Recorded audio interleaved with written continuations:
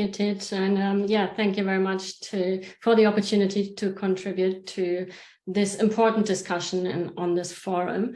And maybe if I may, also looking at the time, I would just combine the answers to the two questions, which might save us a couple of minutes, and just see, I should be able to get it all in there.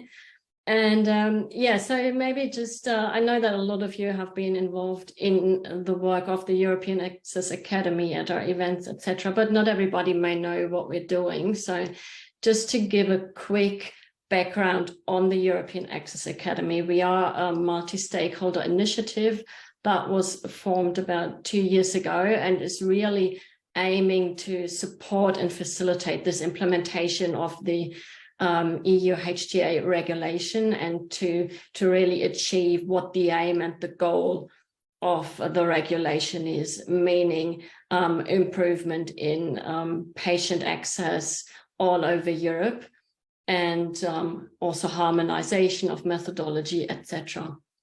And the way we're doing this is really taking a multi-stakeholder approach. Of course, as I said, we are a multi-stakeholder initiative, but also looking at it from more an academic type perspective. So we have the EAA faculty, which is our steering committee, which are members with an academic background, but also a background from different stakeholder and collaborator groups, and which are also really trying to make sure, working on the agenda, what's the agenda of the focus topics that we're looking at. And we are very much focusing on publishing our output. So identifying challenges, identifying work agendas to address those, and then publishing them in our event proceedings, but also in peer-reviewed journals.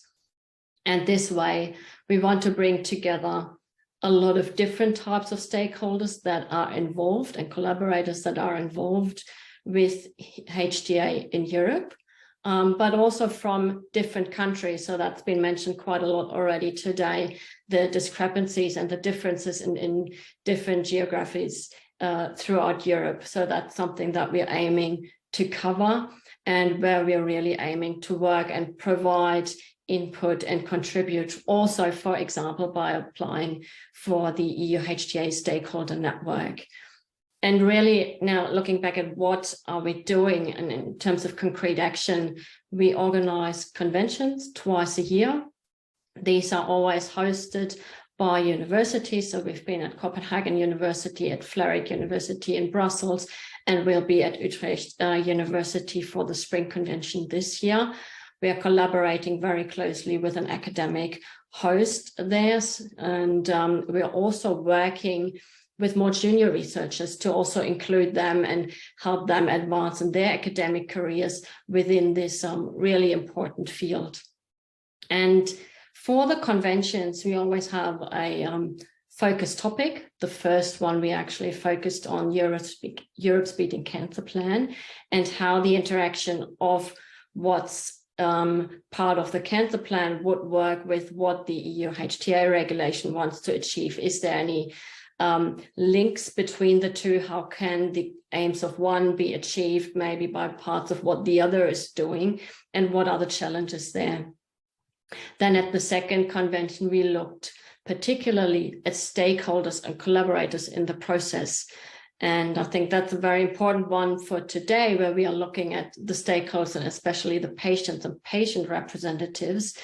And we aimed to identify key characteristics of the roles, but also what are the challenges?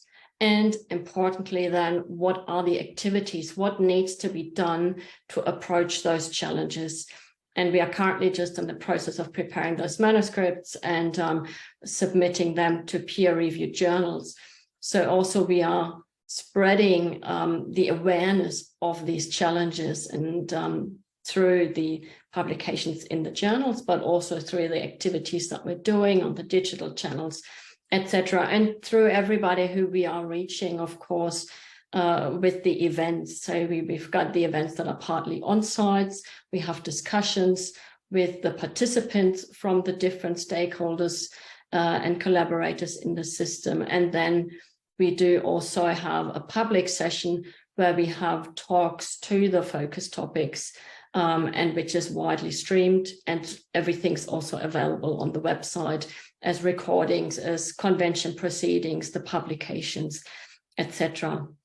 So we really think that through this multi-stakeholder approach, we have a great opportunity to have a discussion within the EAA faculty, within the groups that are talking and working together at the conventions, to already in the output that's generated include the different views from the different stakeholders, and also cover different national perspectives, and have that as a balanced output, rather than focusing on one stakeholder specifically. So that even though probably the system for input here through the stakeholder network or through the public consultations in the United 21 deliverables is probably not ideally set up for multi-stakeholder input, we still think that this is really an advantage that we bring to the table, and a sort of an added benefit